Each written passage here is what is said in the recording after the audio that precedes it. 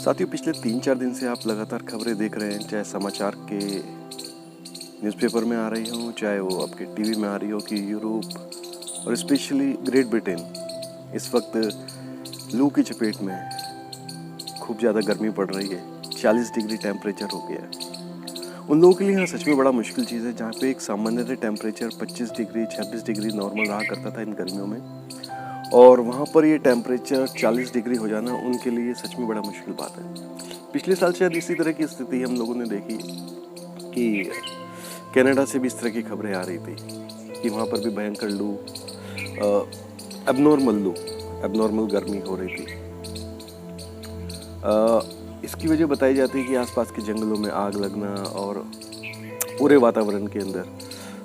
जितना इकोसिस्टम है सब में एक परिवर्तन आना, क्या बोलते हैं ना, ग्लोबल वार्मिंग और ये सब चीज़ें। लेकिन पीछे सर अगर आप इस पर थोड़ा सा गौर करें जाए तो ज़रा याद करें कि किस तरह से यूरोपियन देश, स्पेशली मैं जो बात कर रहा हूँ ग्रेट ब्रिटेन की बात कर रहा हूँ, कि पिछले 400-500 साल पहले जब इन लोगों ने कॉलोनियल सिस्टम लागू किया, यानी कि पूरी दुनिया में घूम घूम कर हर जगह अपना कब्जा दिखाया, चाहे वो आपका अफ्रीकन कॉन्टिनेंट्स हो, ऑस्ट्रेलियन कॉन्टिनेंट, अमेरिका, सब जगह इन लोगों ने जो लोकल कल्चर थी, यानी लोकल ट्रेडिशंस थी, लोकल लोग थे, उस सबको ख़त्म किया। बहुत ही सिस्टमेटिक तरीके से उस कल्चर को बिल्कुल ख़त्म किया। अगर आप ऑस्ट्रेलिया की बात करें तो एबोरिजिनल्स, न्यूजीलैंड में मॉरीज, यूएसए से यानी कि अमेरिका से रेड इंडियंस, सभी का बहुत तरीके से सफाया किया। और इंडिया में आप खुद देख सकते हैं कि हिंदुस्तान में भी लोकल ट्रेडिशंस को, लोकल कल्चर को बिल्कुल इन लोगों ने तहस नहस करके रख दिया जिस वक्त अंग्रेज़ों का शासन हिंदुस्तान में रहा। यही स्थिति अमूमन आपको देखने को मिली जब यूरोपियन कंट्रीज़, चाहे वो डच हों, चाहे वो फ्रेंच हो या इंग्लिश हो, इन लोगों ने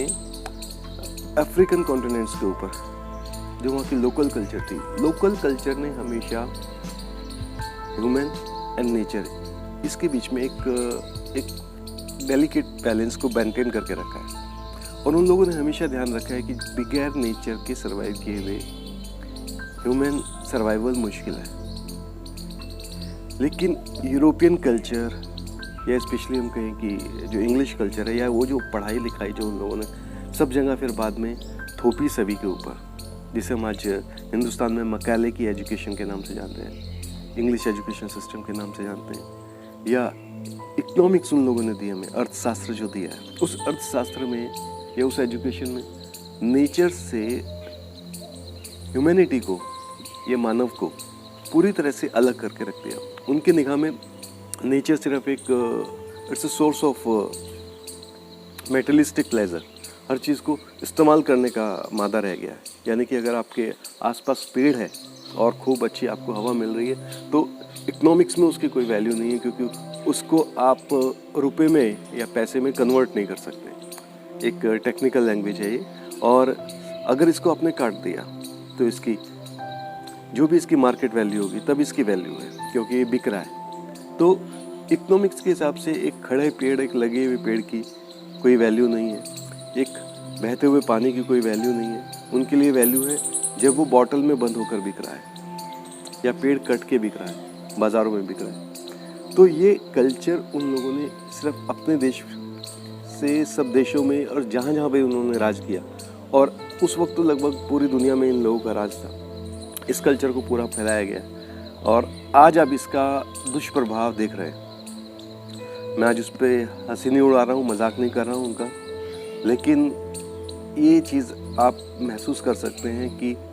ऐसा नहीं कि आप एक जगह किसी एक इलाके में आप जाएं और ये सब चीज़ें करें और उसके दुष्परिणाम आप तक ना पहुँचे।